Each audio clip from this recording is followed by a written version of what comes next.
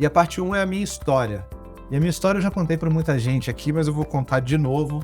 Dessa vez eu quero deixar registrado. Para quem não me conhece, eu sou o Kleber Lima. Meu nome é Kleber de Lima Filho. Eu nasci em Paraíba do Sul. Tenho hoje 46 anos. Então, estudante de escola pública, saí de casa aos 15 anos para estudar, fui fazer escola técnica em Juiz de Fora. Então, foi a primeira grande transição que me trouxe muita responsabilidade, porque passei a morar num apartamento fora de casa, tendo que estudar, chegar na aula, já algumas responsabilidades que ninguém mais me mandava com 15 anos, acordar cedo para ir para aula, tocava o despertador, levantava, tinha que ir, tinha que cuidar da comida, cuidar da roupa, voltar para casa nos finais de semana. Então ali eu fiquei em Juiz de Fora por 3 anos, 3 anos na escola técnica, mais 1 ano me preparando para o vestibular. A escola técnica não preparava, o objetivo era formar profissionais, né? Não era técnicos. O objetivo não era, a princípio, formar vestibulandos, né? Não estava preparando para o vestibular. Apesar disso, eu fiquei muito perto no primeiro vestibular de passar para uma universidade federal.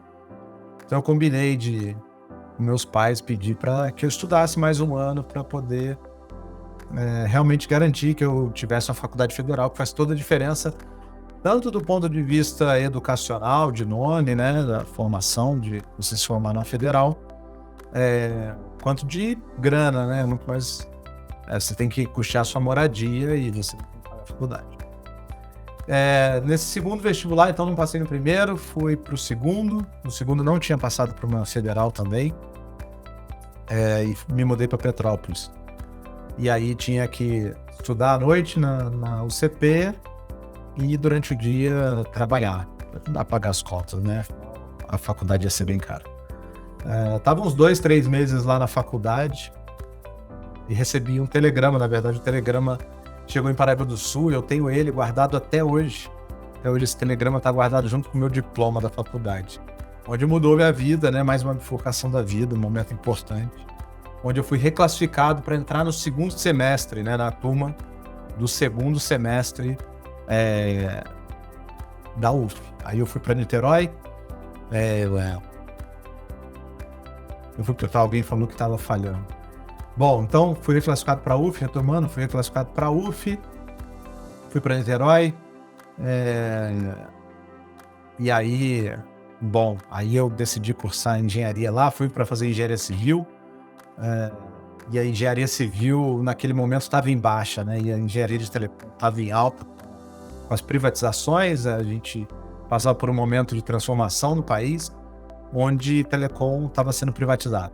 E a gente, durante a faculdade, eles iam mostrando as carreiras, as possibilidades. Eu decidi fazer telecom, tida como a mais difícil, e foi mesmo. Não terminei nos 5 anos, demorei um pouquinho mais.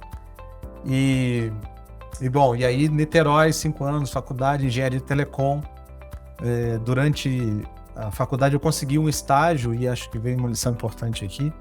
Eu consegui um estágio na ATL, que hoje é a Claro, e esse estágio, 2 coisas eu considero que me ajudaram a entrar nesse estágio, né? Primeiro, atitude, né? Então, durante a dinâmica de grupo, tinha muita dinâmica de grupo, eu consegui mostrar que conseguia liderar, que eu conseguia tomar à frente das coisas. Quando pediu um voluntário durante a dinâmica, antes de saber o que era, o que tinha para fazer, eu já estava levantando a mão, dando um passo à frente, falando: eu sou voluntário para isso aqui, pode contar comigo. E em inglês, a faculdade já tinha muita literatura em inglês, eu tive que aprender inglês mais fortemente na faculdade, então o inglês também eu fui super bem.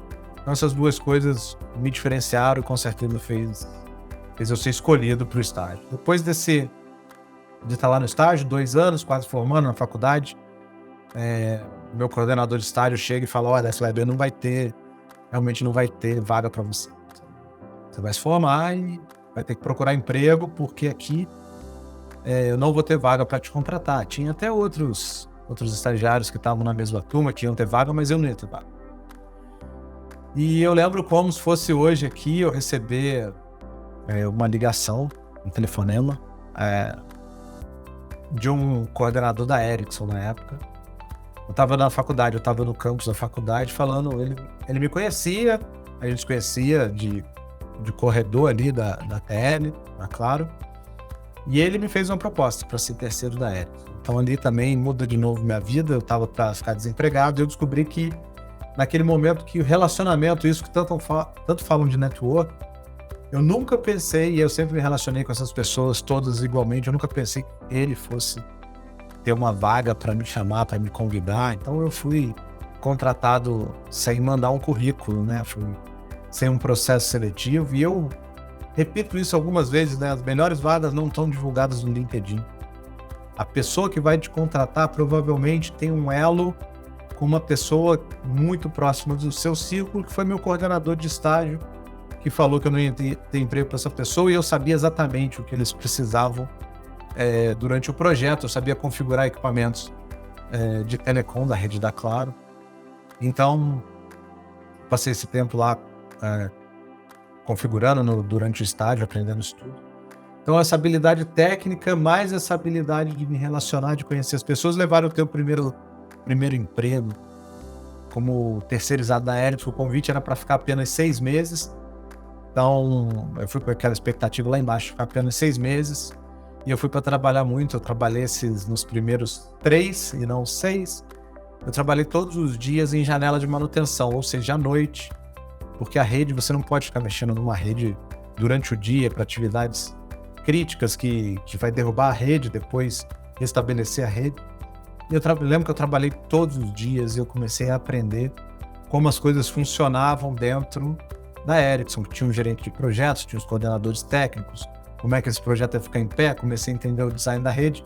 Então eu comecei a participar muito ativamente do que eles precisavam. E quando 6 meses passaram, renovaram para mais 6 meses, e de repente eu tinha 1 ano que estava lá, e eu falei, eu não vou ser terceiro a vida inteira. Falei, não vai ser assim que eu vou ficar, e eu fui convidado para uma outra empresa, também sem entrevista, sem mandar currículo, e eu voltei lá na Ericsson e falei, não vou ficar aqui. Eu expliquei minhas pretensões, se tinha outra proposta e tal, e eles apareceram com uma contraproposta. Eles falaram, não, a gente precisa de você já está coordenando uma equipe, a gente precisa de você aqui, a gente vai dar um jeito. Na época ninguém podia contratar. Enfim, fui contratado, e para tornar a história curta, depois que eu fui contratado, eu entendi o que era gerenciamento de projeto, fui fazer pós-graduação, me certifiquei no PMI nos Estados Unidos, e a cada ano eu fui sendo promovido. Todo ano dentro da Ericsson eu fui sendo promovido até chegar à diretoria. Então passei dessa transição de coordenador de terceirizado a diretor em 5 anos aproximadamente. Então foi muito rápido, e eu vim ao longo da minha carreira entendendo tudo isso, né? Algumas habilidades ali, e por isso eu venho contar tudo aqui para vocês. Tudo isso que eu fiz naqueles primeiros 5 anos, eu continuei desenvolvendo e aprimorando, eu tive altos e baixos durante a carreira, coisas que eu aprendi na dor. Não foi uma linha reta maravilhosa. Nesses 5 anos teve altos e baixos, quase demissões, projetos críticos, projetos que deram errado.